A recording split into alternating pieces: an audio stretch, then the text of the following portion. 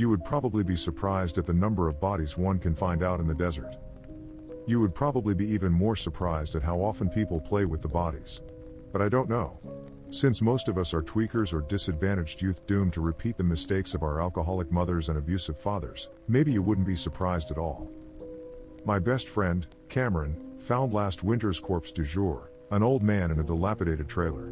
A white beard matted with corpse juice hung past his bony knees, so Cameron bought him a Santa hat from the Dollar Tree and christened him Satan Claus. Satan Claus was a popular attraction among the high desert's underbelly until Gidget Gagnon blabbed to her brother, who was a deputy sheriff. This pissed Cameron off. He didn't grow up here, so he didn't understand the rules. There's always a snitch, there's always a whiner, there's always a freak, and there's always someone who fantasizes about killing you. Even if he understood, he'd never have believed that I was both the freak and the person who fantasized about killing him. I'd known Cameron since we were teenage patients at a county psychiatric facility. It was the first time in our lives either of us ever had security or structure. I miss it, honestly. We moved in together the second we could. For the record, we weren't lovers. We never even experimented. I couldn't separate sex from trauma and didn't particularly want to try, so I was voluntarily celibate. This enchanted Cameron because he has a Madonna/whore complex the size of Babylon. I was his pure, unsullied princess. This is why he paid half my bills, supported me emotionally, and asked nothing in return. That's not to say he didn't have sex. Cameron was a bona fide man whore. That's the only reason he went to raves and parties, the girls. We were at just such a party the night I met Daddy. The party was in a bashed up warehouse that smelled like roadkill and alcohol. Cameron stayed glued to my side for a while, I guess to make sure no one else swooped in to fuck his Madonna off her pedestal. But it didn't last. It never does. A girl I recognized vaguely, waist-length black hair and makeup you could scrape off with a putty knife, was eyeing him ostentatiously. I thought it was disrespectful. To the untrained eye, Cameron and I were a couple, after all. Now, Cameron was drunk by this point. He gets handsy when he's drunk, even with me. So I cuddled up and wrapped myself around him. He was enjoying it. Cuddling doesn't break the Madonna pedestal. It just makes him feel special. But I messed up. We were sitting in the corner, starting to play around. He was looking at me in a way no one else ever does, bright and warm and hopeful, like I'm the most important person in the world. I could feel myself teetering on the edge of the pedestal. Then he leaned in to kiss me. I panicked. Before I knew it, I was running. I pretended I was flying, that I'd dash outside and leap into the air, taking flight among the mad whirl of constellations. I could almost see it, the warehouse shrinking as I gained altitude, the night wind cooling the sick heat inside me.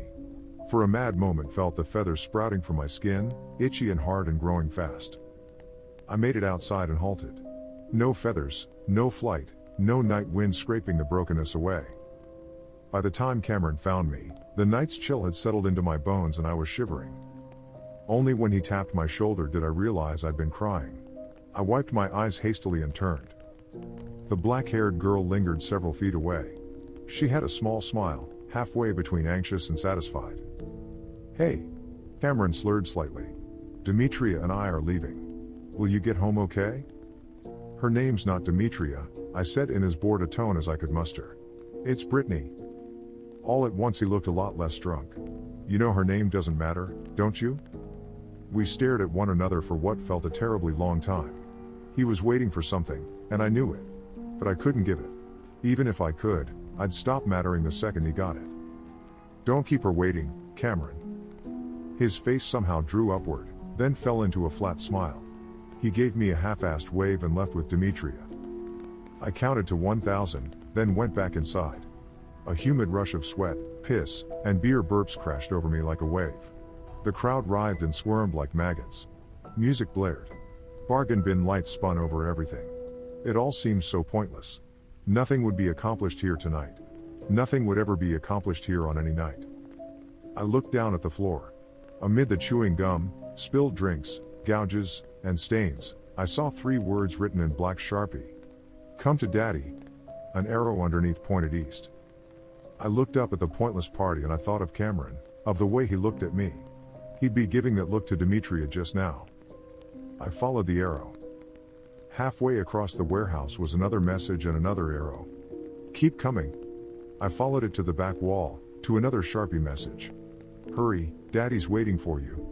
This arrow was absurdly long, and pointed to a bland door I wouldn't have noticed otherwise. I opened the door. Cold, foul air swept over me. I gulped a deep breath. It was preferable to the sweat-heavy humidity behind me. Before me was a set of rickety metal stairs. I descended and found myself rewarded with another message. "Daddy's coming through the back." I turned into a low concrete corridor lit by flickering fluorescent lights. Something came into view at the other end, bony, huddled, and terribly small. A body. Its head lay tilted against the wall, open jaw yawing up at the ceiling. Overhead, painted in streaky letters, was a single word. "Daddy." An oil drum sat next to Daddy. I withdrew, gagging, when I saw the half-rotten sludge of dead vermin at the bottom.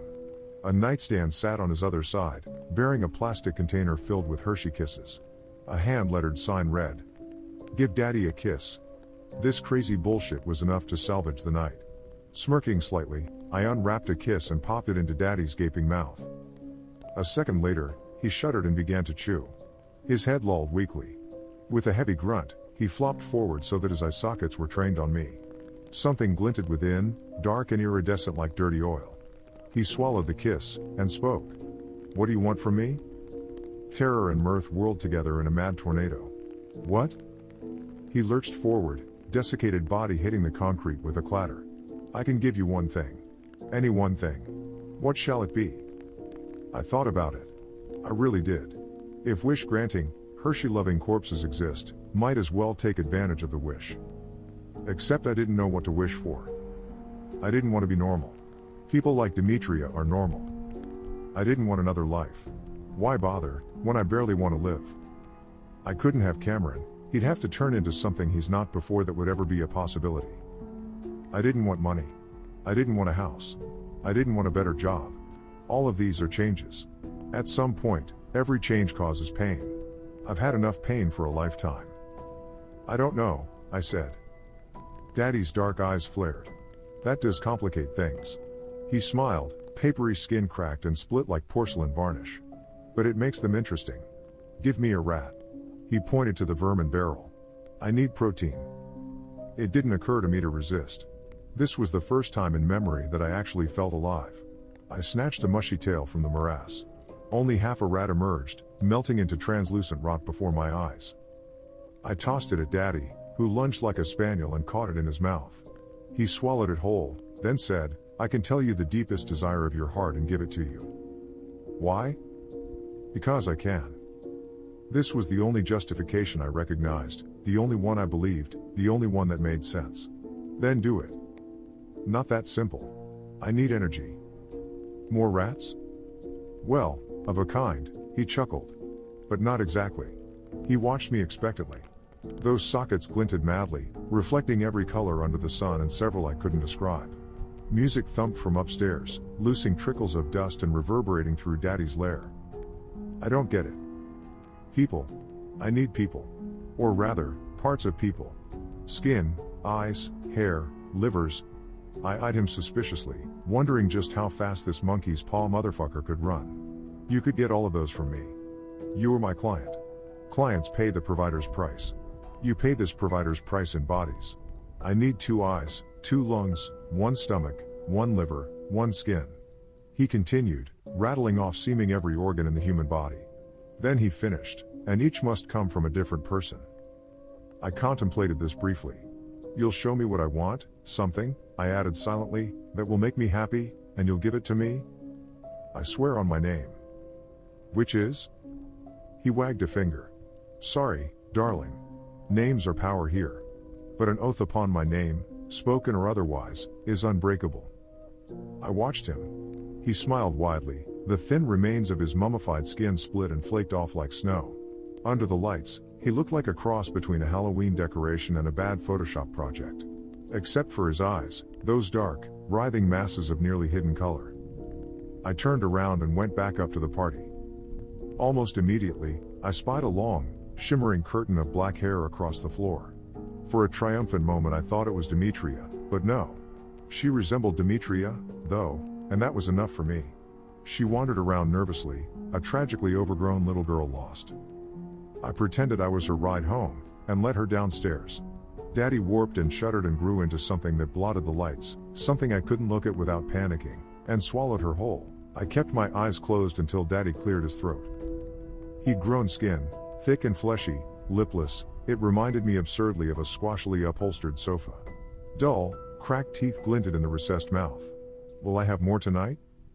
I got Daddy a stomach, 2 eyes, and a liver before the night was done. I chose dirty, dusty men, the kind that looked as if they'd been sucked dry. Homeless tweakers, people who, for all intents and purposes, have already disappeared. I know how sick it is, but please try to understand. The only things I ever feel are fear and panic, and that only happens when someone touches me unexpectedly. Can you imagine what it's like? To be dull and empty like a reptile, except when you're accidentally triggered into reliving the worst moments of your awful life? I'd have given anything to change that. Anything to have something that would make me happy. So I fed Daddy people that no one would miss. It's easy to find them if you know what to look for. Men with sucked-in faces who ride children's bicycles, women with nice bodies and ancient, haunted faces, dust-caked teenagers and old men sleeping under tarps in the desert. It took a month. In that month, Cameron began to date Demetria. She spent more time in my apartment than I did. After I walked in on her blowing him after a long shift, I went to my room, started to pack. I don't have much, so it didn't take long. Cameron caught me as I dropped the last bag in the trunk. His eyes were wet. She doesn't mean anything, he said. I slammed the trunk shut. Then that makes you a shitbag, Cameron. Tell me to dump her. I'll do it. I'm not your mommy. He ran his hands through his hair. His lips started to tremble. Loathing exploded through me. You were the most important person in my life. Only because I can't be. I climbed into my car and drove off. After a couple of brutally cold nights under the stars, I moved into the warehouse with Daddy. He sang lullabies and fed me Hershey Kisses from that dirty plastic bowl. No matter how many I ate, the bowl never emptied. Daddy didn't expect conversation, affection, or any attention at all. All said and done, it was a relief. I still went to work, of course. Cameron came in every night. I felt a cruel surge of triumph whenever he wandered in. He still looked at me as he always had, like I was the only person that mattered. Then Demetria followed him. The fight was a truly spectacular example of a white trash beatdown. He and Demetria were banned, and I got written up. It didn't really bother me. That night I found a raggedy fat man in foul-smelling clothes out behind the restaurant. I told him he could stay at my house if he wanted. He was slow, childlike, and took me at my word. Daddy ate him quickly and spit the bones into the rat barrel. Then he burped, enormous fleshy cheeks beating like sails in the wind, and sat down. "We're almost done," he said. "Only one body left." I did a quick calculation. 2. A heart and a brain. He chuckled indulgently. "I've had a brain all this time. All I need is a heart." By this time, Daddy looked like a cross between Nosferatu, Frankenstein's monster, and a Picasso painting, pale, fleshy, and muscular, with ridiculous Fabio hair and a thick, indecently red mouth that didn't quite fit his skin. He had one green eye and one brown eye. In place of whites, that murky, oily rainbow continued to swirl. "I'll find it tonight," I told him. He hesitated theatrically. "There's a special rule for the heart." My skin tightened. "I need your heart." My pulse beat slow and heavy in my throat. "That's against the rules." He laughed. "You misunderstand. I don't need this." He tapped my chest, tired little muscle. "I need your heart. Only, it's inside someone else." "What?" I asked levelly, "are you talking about?" "A heart that is yours is a heart that loves you." "You mean Cameron?" He smiled and nodded. I almost left. But why? Cameron didn't really love me. He loved his illusion. His pure little princess. Someone he couldn't touch. Someone who was too good to be touched. It was a paradox. The moment he got what he wanted would be the moment he lost it.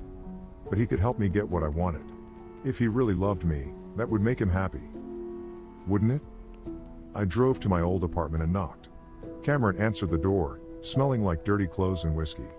His eyes went wide when he saw me. Then he started to cry.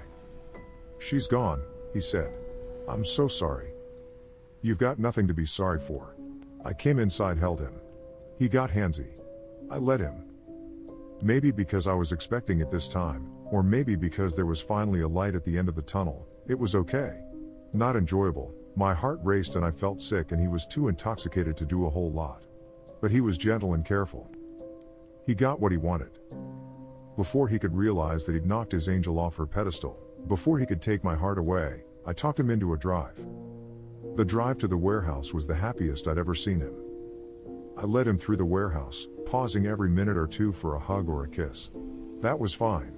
It was good to make him happy. Quid pro quo. Only when he saw Daddy, hulking and grinning under the fluorescent lights, did Cameron realize that something was wrong. Daddy stood up. He looked awful, 9 feet tall and completely wrong, a hybrid of every childhood nightmare. Get back, Cameron told me.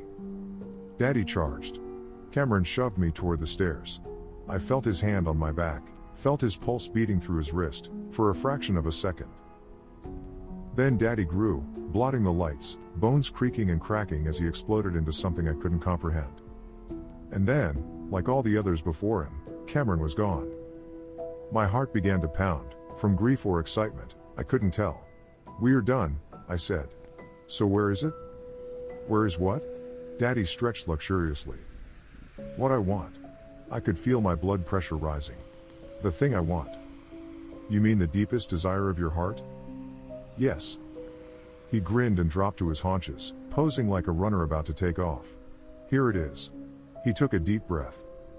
The stillness was excruciating, poised overhead like a crushing weight. Then Daddy opened his mouth and threw up. Bloody and foul, full of shattered bones and flesh, it flooded toward me like a tide. And floating within it, a pale crown jewel, was Cameron's head. Daddy gurged up a final outpouring of viscera and settled back. "There it is." My skin prickled and stung. I thought of feathers, small and hard and piercing the skin as they forced their way up. I turned and ran. I did not fly through the air, but I flew across the sand. Stars lit my way, a million eyes glazing the desert in silvery darkness. Sometime around dawn, just as gold and red bloomed across the horizon, I tripped and fell. I remember watching the sunrise. Then everything went dark. Cameron found me. When we got home, he helped me into the shower. I sat blankly as dust and dried blood skirled down the drain. After 20 minutes, he helped me out and put me to bed. I fell asleep quickly. I woke around mid-afternoon. Sun streamed through the window. Cameron slept beside me. His shirt was hiked up halfway over his back, revealing what looked like a tattoo. I lifted his shirt, half expecting to see Dimitri's embellished name, and froze. Not a name. Not even a tattoo. Just 7 words written in black Sharpie. "Give Daddy a little more credit, honey."